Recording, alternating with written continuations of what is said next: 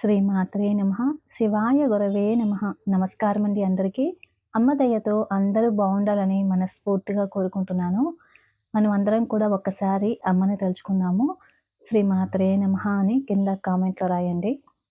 గురు బ్రహ్మ గురు విష్ణు గురుదేవో మహేశ్వరః గురు సాక్షాత్ పరబ్రహ్మ తస్మై శ్రీ గురవే నమః. గురవే సర్వలోకానాం విషజే భవరోగిణాం నిధయే సర్వవిద్యానాం శ్రీ దక్షిణామూర్తయే నమః. శ్రీ గురుభ్యో నమః. ఈరోజు మనము లలితా సహస్రనామ స్తోత్రములోని 27వ శ్లోకము నేర్చుకుందాము. ముందుగా ఒకసారి శ్లోకం చూద్దాము. కిరిచక్రరథారూఢ దండనాథా పురస్కృతా జ్వాలామాలినికా క్షిప్తవన్హి ప్రాకారమధ్యగా. ఈ శ్లోకంలో మొత్తము మనకి 2 నామాలు వస్తున్నాయి. 2 నామాలు కూడా 16 అక్షరాల నామాలు అన్నమాట. మనకి ఈ 2 నామాలు కూడా మనకి 16 అక్షరాల నామాలు. అంటే నామాన్ని మధ్యలో విడదీయకుండా పూర్తి నామాన్ని ఒకేసారి పలకాలి. మరి ఇప్పుడు మనము మొదటి నామం చూద్దాము. కిరిచక్రరథారూఢ దండనాథా పురస్కృతా. కిరిచక్రరథారూఢ దండనాథా పురస్కృతా. ఇక్కడ ఈ నామానికి అర్థం చూద్దాము. కిరిచక్ర, కిరిచక్ర అంటే కిరిచక్రం అను పేరు గల రథ, రథమును, ఆరూఢ ఎక్కిన, దండనాథ దండము చేతి యందు ఎల్లప్పుడూ ఉండు దేవి చేత అనేసి అని చెప్పి, పురస్కృత ముందు ఉండి సేవింపబడునది అనేసి అని చెప్పి, కిరిచక్రరథారూఢ దండనాథా పురస్కృత. మరి ఈ నామము కరెక్ట్గా పలకడానికి మనము ఎప్పుడు ఒత్తులు ఇంకా మహాప్రాణాక్షరాలు ఏమున్నాయో చూస్తూ ఉంటాం కదా. మరి కిరిచక్ర, చక్ర అన్నప్పుడు కా కింద రావత్తు ఉంది. థా రథ మహాప్రాణాక్షరం, ఢా మహాప్రాణాక్షరం. ఇక్కడ కూడా థా అనేది మహాప్రాణాక్షరం. ఇక్కడ పురస్కృత సా కింద కావత్తు వచ్చింది, అలాగే రుత్వం కూడా వచ్చిందనమాట. కిరిచక్రరథారూఢ దండనాథా పురస్కృత. చూస్తే కనుక చక్ర అంటే కాకి రావత్తు వచ్చింది,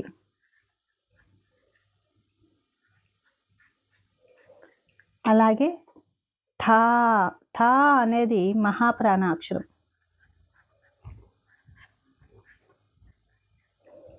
ఢా, ఢా అనేది కూడా మనకి మహాప్రాణాక్షరం. అలాగే మళ్ళీ ఇక్కడ ఇంకొకసారి థా అనేది వచ్చింది, అది కూడా మహాప్రాణాక్షరం. మళ్ళీ పురస్కృత, స్కృత అన్నప్పుడు సాకి కావత్తు వచ్చింది,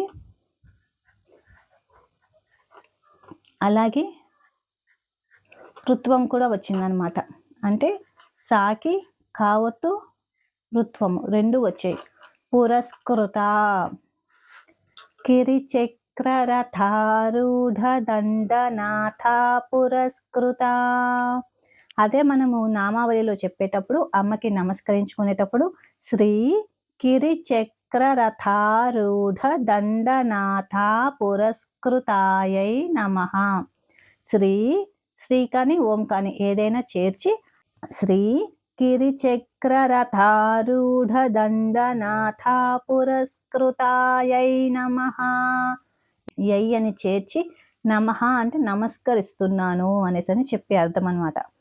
ఇక్కడ కిరిచక్రము, కిరిచక్ర రథము అంటే వరాహాల చేత లాగబడే రథం అన్నమాట. వరాహముల చేత లాగబడు చక్రము గల రథమును ఎక్కి వారాహి అని పేరు గల దండనాథచే సేవింపబడు తల్లి అనేసి అని చెప్పి, ఇక్కడ మీరు గమనిస్తే కనుక వారాహి అమ్మ చేతిలో ముసలము హలము ఉంటాయి. వారాహి అమ్మను భూదేవిగా కూడా కొలుస్తారు. ఈ అమ్మ అన్నప్రదాయని అనమాట. అంటే అన్నపూర్ణమ్మ యొక్క రూపమే వారాహి అమ్మ అని. మనము ఇదివరకు శ్లోకంలో శ్రీచక్ర రథం పైన లలితాదేవి, అలాగే లలిత అమ్మకు కుడివైపున గేయ చక్రం పైన శ్యామలాదేవి తెలుసుకున్నాము. ఇప్పుడు ఎడమవైపు గిరిచక్ర రథము పైన వారాహిదేవి ఉన్నారు.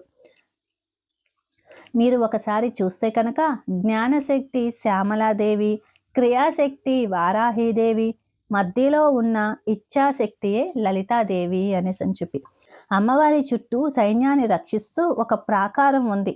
మరి ఆ ప్రాకారం యొక్క గొప్పతనం వర్ణిస్తూ వస్తున్నదే తర్వాతి నామం అన్నమాట. జ్వాలామాలిని కాక్షిప్త వన్హి ప్రాకార మధ్యగా, ఈ నామం అన్నమాట. జ్వాలామాలిని కాక్షిప్త వన్హి ప్రాకార మధ్యగా. జ్వాలామాలినిక అంటే జ్వాలామాలిని అను పేరు గల నిత్య దేవత చేత ఆక్షిప్త వెదజల్లబడి నిర్మింపబడిన వహ్ని ప్రాకార అగ్ని ప్రాకారము యొక్క మధ్యగా మధ్య ఉన్నది అనేసి అని చెప్పి, అంటే తిథులకు సంబంధించి నిత్య దేవతలలో శుద్ధ చతుర్దశికి కృష్ణ విధియకు సంబంధించిన నిత్య దేవత పేరే జ్వాలామాలిని. మరి ఈ తల్లి అగ్నిస్వరూపురాలు. జ్వాలామాలిని దేవత చేత అమ్మ వారాహిదేవి వహ్ని ప్రాకారం ఏర్పాటు చేయించింది. మరి జ్వాలామాలిని అనే నిత్య దేవత చేత ఆవరింపబడిన అగ్ని ప్రాకారము మధ్యలో ఉండునది అనేసి అని చెప్పి, మన లలితమ్మ మధ్యలో ఆ వహ్ని ప్రాకారము మధ్యలో ఉన్నది అనేసి అని చెప్పి, కుడివైపున శ్యామలామ్మ, ఎడమ వైపున వారాహి అమ్మతో ఉన్నదన్నమాట. యుద్ధానికి సిద్ధముగా ఉన్నది అనేసని. అలాగే సంపత్కరీదేవి, అశ్వారూఢాదేవి ముందర వెనకాల కూడా ఉన్నారు. మరి ఈ నామంలోని ఒత్తులు ఇంకా మహాప్రాణ అక్షరాలు ఏమున్నాయో ఒకసారి చూద్దాం. జ్వాల, జ్వాలామాలిని కాక్షిప్త వన్హి ప్రాకార మధ్యగా. ఇక్కడ ధ అనేది ఒక్కటే మహాప్రాణాక్షరము, ధా కూడా యావత్తు వచ్చిందనమాట. మధ్యగా. జ్వాల, జాకు వావత్తు వచ్చింది.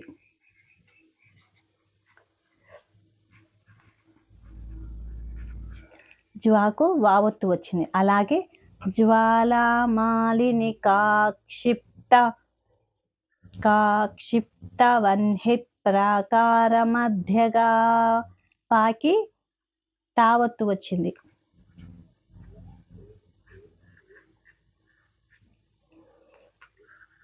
హీకి నావత్తు వచ్చింది.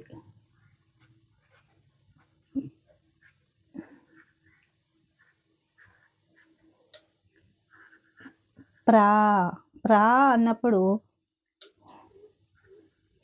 పాకి రావత్తు వచ్చింది.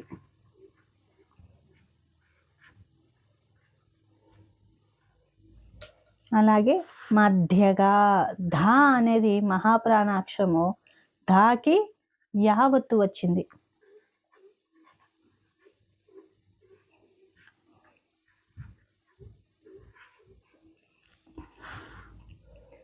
జ్వాలామాలిని కాక్షిప్త వన్హి ప్రాకార మధ్యగా.